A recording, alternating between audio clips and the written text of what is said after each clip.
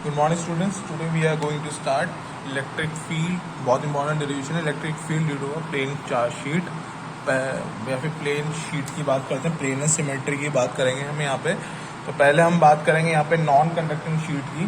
तो डायग्राम देख के समझिएगा हम क्या करने वाले हैं यहाँ के अंदर. तो मेरे पास क्या है, कोई भी एक प्लेन शीट है जो कि नॉन कंडक्टिंग है. नॉन कंडक्टिंग मतलब जहाँ मैंने इसको चार्ज को रख दूंगा मैं वो वहीं पे ही रहेगा.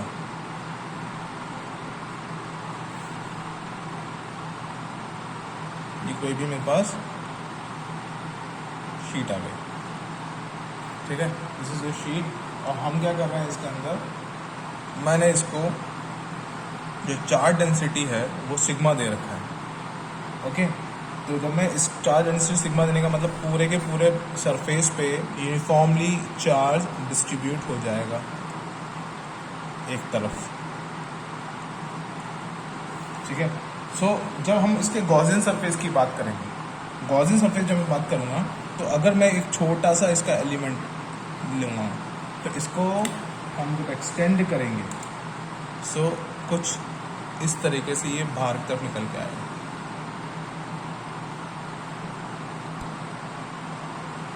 राइट. सेम प्रोसेस जब हम अदर साइड की तरफ करेंगे उस तरफ भी इसी के रिस्पेक्ट में एक और गॉसियन सरफेस बनेगा, ठीक है. तो इसके वजह से जो इलेक्ट्रिक फील्ड होगा वो इस डायरेक्शन में जाएगा और इसके वजह से जो इलेक्ट्रिक फील्ड होगा वो इस डायरेक्शन पे जाएगा.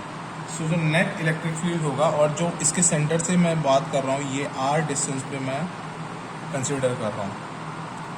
जो इसकी फील्ड लाइंस है वो सरफेस के परपेंडिकुलरली मतलब इट इज़ डायरेक्टेड आउटवर्ड, मतलब बाहर की तरफ जाती हुई है और ये इस सरफेस से परपेंडिकुलर होगी. ये बात समझने की है और जानने याद रखने की भी है कि जो इलेक्ट्रिक फील्ड या फिर फील्ड लाइंस की जो मैं बात कर रहा हूँ वो इसके परपेंडिकुलरली आउटसाइड जाएगा. ऐसे नहीं जाएगा कोई एंगल बना रहा, it will be always perpendicular, ठीक है.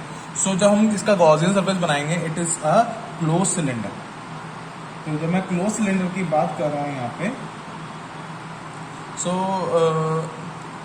क्लोज सिलेंडर बना हमारा. तो यहाँ पे देखो जो दूसरा है इसका एरिया वेक्टर देख लेते हैं. तो हमें पता है इलेक्ट्रिक फील्ड जब हम फ्लक्स की बात करते थे, फ्लक्स क्या था, close integral of E dot D ए या फिर डी एस, जो हमने गॉसियन सरफेस के लिए बात की थी. तो जब मैं इस सिलेंडर की बात करूँगा समथिंग लाइक दिस, ध्यान से देखिएगा इलेक्ट्रिक फील्ड की डायरेक्शन यहाँ पे इस डायरेक्शन में है, यहाँ से इस डायरेक्शन में है. तो जब मैं एरिया वेक्टर की बात करूँगा तो इसका एरिया वेक्टर मेरे पास ए कैप यहाँ पे आएगा और इसका ए कैप इस डायरेक्शन में आएगा. अगर मैं अबव सरफेस की बात करता हूँ, ये ऊपर वाली सरफेस, इसका एरिया वेक्टर यहाँ पर है और इलेक्ट्रिक फील्ड की direction is in this direction. तो यहाँ पे एंगल कितना बन रहा है, 90 डिग्री. ऐसे अगर मैं नीचे वाले सरफेस की बात करूँगा उसके लिए भी जो एरिया वेक्टर होगा ए कैप ऐसे जाएगा और इलेक्ट्रिक फील्ड इन दोनों में से कोई भी कंसिडर कर लेते हैं. हम ये वाला कंसिडर करते हैं, इलेक्ट्रिक फील्ड यहाँ पर आ रहा है. तो इस केस में भी थीटा की वैल्यू कितनी है, 90 डिग्री. सो जो फ्लक्स होगा वो ये जो कर्व्ड सरफेस की वजह से होगा, दैट विल बी जीरो. जो नेट फ्लक्स बनेगा वो सिर्फ प्लेन सरफेस, प्लेन सर्कल की वजह से बनेगा. ओके. तो जो हम टोटल गॉसियन फेस की बात करेंगे तो flux only the total flux will be only due to the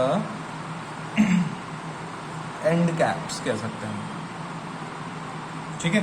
जैसे मैं एंड कैप्स की बात कर रहा हूँ तो फ्लक्स, जब मैं टोटल फ्लक्स की बात करूँ तो सिंपली मैं क्या लिखता हूँ, E into A plus E into A that is equals to 2a. तो टोटल जो फ्लक्स निकल रहा है वो कितना होगा, 2a. मुझे ये भी कंसिडर करना है, मुझे ये भी कंसिडर करना है. ओके. सो गॉसेस थ्योरम क्या कहता है, गॉसेस थ्योरम कहता है close integral of E vector dot D A vector is equals to Q enclosed upon epsilon naught जी कहता है. अब इसकी वैल्यू हमने कितनी निकाली है, 2a. तो जैसे मैं यहाँ पे क्या इसको कन्वर्ट कर दूँगा, 2EA equals to Q in कितना है, क्यू इन. तो हमको पता है मैंने यहाँ पर सिग्मा की वैल्यू दी थी, सिग्मा क्या था, क्यू अपॉन एरिया। क्यू कितना हो जाएगा, सिग्मा इंटू एरिया। तो मैं क्यू इनको सिग्मा इंटू एरिया से कन्वर्ट करके अपॉन एप्सिलॉन नॉट कर देता हूँ। ए से ए कैंसिल, मुझे क्या निकालना है, इलेक्ट्रिक फील्ड निकालना है। तो इलेक्ट्रिक फील्ड की वैल्यू कितनी हो जाएगी, electric field will be equals to sigma upon 2 epsilon naught. This is the electric field due to a non conducting surface. ठीक है, पर जब मैं कंडक्टिंग सरफेस की बात करूंगा, ठीक है, जब मैं कंडक्टिंग सरफेस की बात करूंगा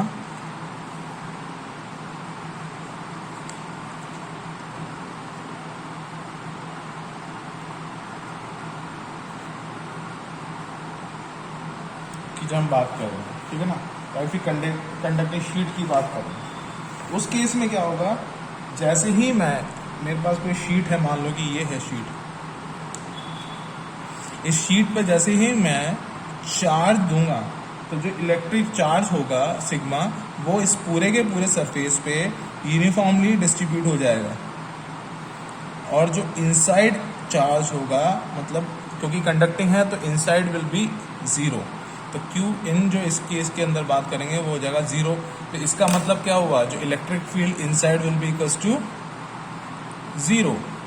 सो यहाँ पे क्या होगा, दो चीज़ें होंगी। अगर इस पॉइंट की बात करें, इसका इलेक्ट्रिक फील्ड हम कह सकते हैं ये होगा तुम्हारा ई आर फैक्टर, जो कि इस डायरेक्शन में जाएगा, और इसके वजह से जो इलेक्ट्रिक फील्ड बनेगा वो यहाँ पे बनेगा ई लेफ्ट। तो ये दोनों अपोजिट डायरेक्शन में होंगे, ये दोनों अलग अलग होंगे।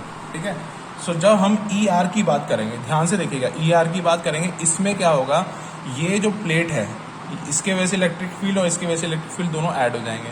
सो जब मैं ई आर की बात करूंगा, E R will be equals to, अभी हमने निकाला था non conducting plate, single plate की वजह से कितना था, शीट की वजह से, that was sigma upon 2 epsilon naught. तो जब मैं ई आर की बात करूंगा तो इस वाले प्लेट और इस वाले प्लेट दोनों के वजह से हमको ऐड करना पड़ेगा। तो I will write as sigma upon 2 epsilon naught plus sigma upon 2 epsilon naught will give me sigma upon epsilon naught. ठीक है, सिमिलरली जब मैं लेफ्ट साइड की बात करूंगा, उसकी स्थिति भी सेम है। तो लेफ्ट में क्या होगा, इसके वजह से इस तरफ जा रहा है, ये पॉजिटिव है, तो इसके वजह से भी इस तरफ जाएगा तो वो भी पॉजिटिव हो जाएगा। तो इसके वजह से भी क्या होगा, 2 epsilon naught plus sigma upon 2 epsilon naught equals to sigma upon epsilon naught. जब मैं ई नेट की बात करूंगा, ठीक है ना, ई विल बी इक्वल्स टू जो लेफ्ट साइड, राइट साइड में जो इलेक्ट्रिक फील्ड है प्लस ई लेफ्ट साइड में जो इलेक्ट्रिक फील्ड है। तो समझना यहाँ पे, लेफ्ट वाला, राइट वाला इस डायरेक्शन में जा रहा है, लेफ्ट वाला इस तरफ से इस तरफ जा रहा है। तो इन दोनों के बीच में कितना है, 180 डिग्री का एंगल है। तो जब 180 डिग्री का एंगल बनता है तो जो नेट हो जाएगा, इट विल, हम इसको लिखेंगे E R minus E L, that is equals to, जब हम इन दोनों को माइनस करेंगे तो मेरे पास नेट आउटपुट कितना आएगा, जीरो। तो electric field due to a conducting plate कितना होता है, जीरो।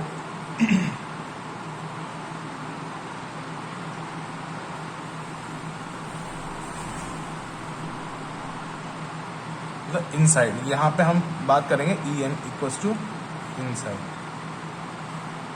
ठीक है ना, तो लेफ्ट वाला कितना है, sigma upon epsilon naught, right वाला कितना है, सिग्मा अपॉन एप्सिलॉन नॉट। और इनसाइड की जब मैं बात करूंगा, लेफ्ट वाला इस तरफ जा रहा है और राइट वाला इस तरफ जा रहा है, तो सिग्मा ई की वैल्यू कितनी हो जाएगी, जीरो।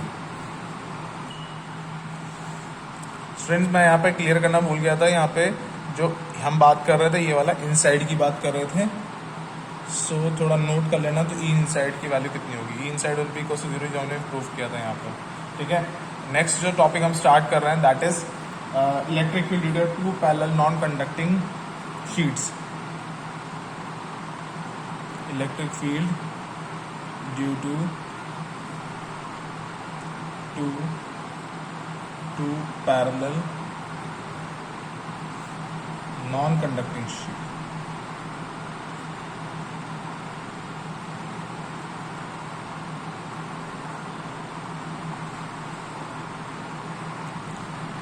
तो हम यहाँ पे क्या कर रहे हैं, 2 शीट ले रहे हैं, समथिंग लाइक दिस।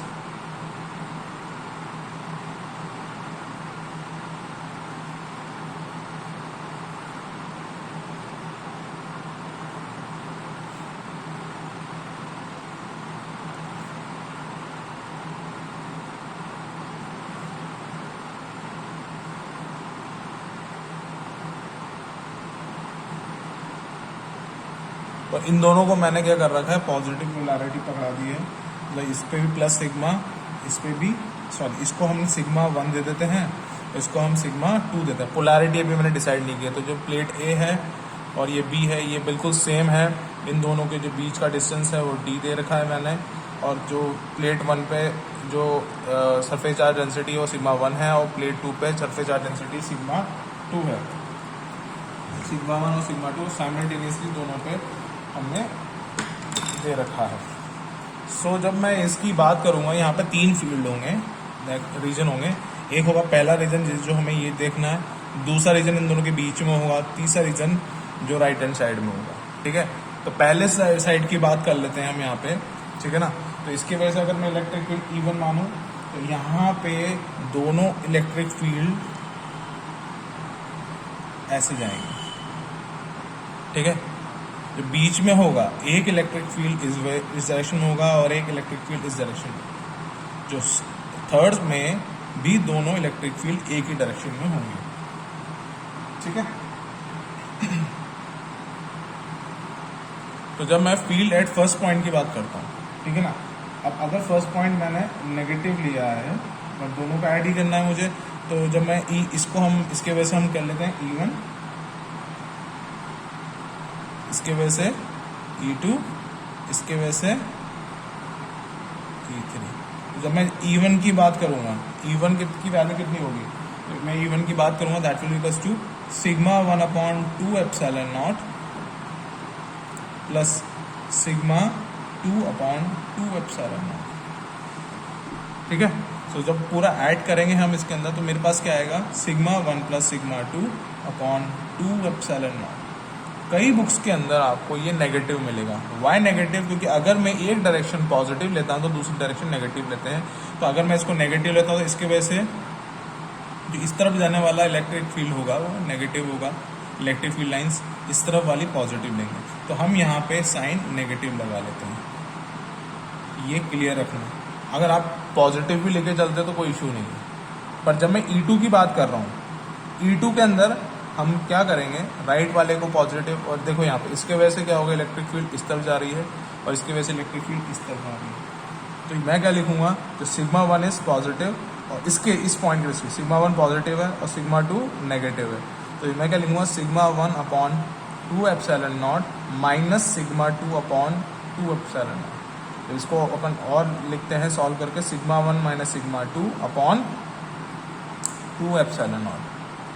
जो थर्ड रीजन की बात हो रही है यहाँ पर E3, डायग्राम में समझना दोनों सेम डायरेक्शन में, पर ये भी मेरा पॉजिटिव है, वो वाला डायरेक्शन नेगेटिव था, तो ये पॉजिटिव भी रहेगा। इसकी वजह से sigma 1/2 epsilon naught plus sigma 2/2 epsilon naught, that is equals to sigma 1 plus sigma 2/2 epsilon naught मिल गया। अब देखो फर्स्ट और थर्ड ऑलमोस्ट सेम है, बस अपोजिट है।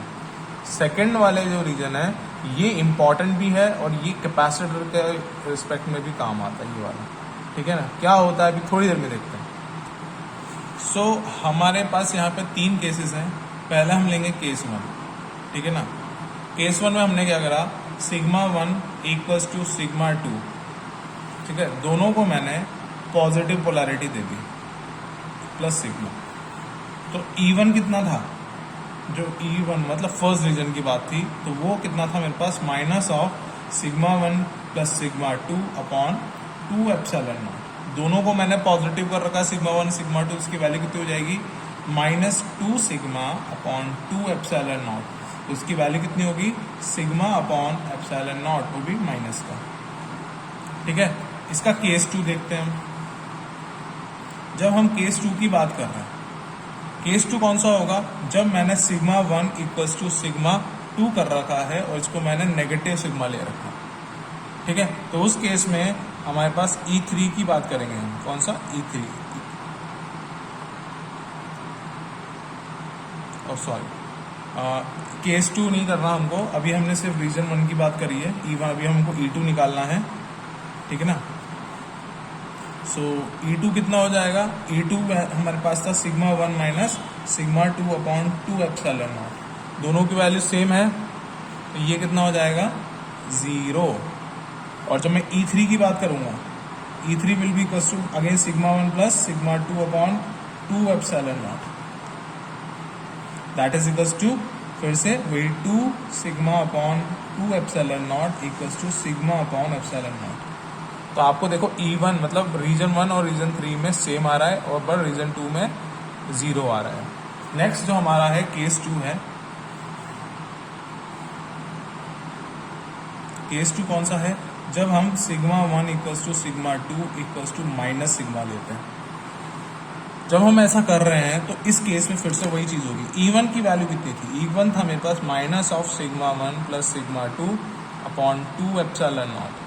अगर मैं ऐसा कर रहा हूं तो मेरे पास माइनस सिग्मा रखूंगा तो ये दोनों हो जाएगा minus 2 sigma, minus minus plus, इसकी वैल्यू हो जाएगी आपके पास minus 2 sigma upon 2 epsilon nought, minus minus plus sorry, तो कट जाएगा, बचेगा क्या, सिग्मा अपॉन एप्सिलॉन नॉट। जो रीजन 2 की बात कर रहे हैं फिर से आप ऐड करेंगे तो इसमें 0 ही आएगा, ठीक है, क्योंकि दोनों की पोलैरिटी सेम है। जब मैं रीजन 3 की बात कर रहा हूँ, रीजन 3 और उसमें बस पोलैरिटी का डिफरेंस होगा, दैट विल बी, जब सॉल्व करोगे आप तो minus sigma upon epsilon not आएगा। बट यहाँ पे मेन इंपॉर्टेंट चीज क्या है, केस 3 की बात करेंगे। तो केस 3 कौन सा है, सिग्मा 1 को मैं ले रहा हूँ प्लस सिग्मा और सिग्मा 2 को मैं ले रहा हूँ माइनस सिग्मा। तो मैंने क्या करा, आप एक प्लेट को पॉजिटिव पोलैरिटी दे दी और सेकंड प्लेट को मैंने नेगेटिव पोलैरिटी दे दी। जैसा मैं ऐसा कर रहा हूँ तो सिग्मा 1 की वैल्यू कितनी थी, minus of sigma 1 plus sigma 2 upon 2 epsilon naught. तो जब मैं प्लस सिग्मा माइनस सिग्मा कर रहा हूँ तो इसकी वैल्यू कितनी हो जाएगी, 0। पहले हम यहाँ पे दोबारा थर्ड रीजन की बात कर रहे हैं। थर्ड रीजन कितना होगा, that is plus of sigma 1 plus sigma 2 upon 2 epsilon not. फिर से वही चीज पुट करेंगे हम, यहाँ पे दोनों नेगेटिव, एक पॉजिटिव एक नेगेटिव है, तो इसकी वैल्यू भी कितनी हो जाएगी, 0। मेन चीज क्या है, यहाँ का स्पेशल केस है, that is E3, E2। E2 कितना था हमारे पास, E2 था sigma 1 minus sigma 2 upon 2 epsilon naught. तो यहाँ पे क्या हो रहा है, सिग्मा 1 और सिग्मा 2 को जब मैं पुट कर रहा हूँ, sigma minus of minus sigma upon 2 epsilon naught, तो इसकी वैल्यू कितनी हो जाएगी, sigma plus sigma 2 sigma upon 2 epsilon naught, that is equal to sigma upon epsilon naught. और ये जो है केस 3 का ये वाला पार्ट, इट इज एक्टिव, ये हमारा कैपेसिटर की तरह काम करता है, ठीक है। इसलिए हमको याद रखना है कि जब कोई भी अपोजिट पोलैरिटी की दो प्लेट्स होती हैं, इसके अंदर इसके बीच में इलेक्ट्रिक फील्ड की वैल्यू सिग्मा अपॉन एप्सिलॉन होती है। Thank you student, that is for today. Chapter 1 has been almost finished. तो सून हम इसकी क्वेरीज, लाइव क्वेरीज लेंगे, ठीक है ना। I will tell you the date, okay. ये चैप्टर आपकी फर्स्ट यूनिट टेस्ट में भी आ रहा है, तो प्लीज़ उसके NCERT की प्रॉब्लम ज़रूर कर लीजिएगा। Thank you so much.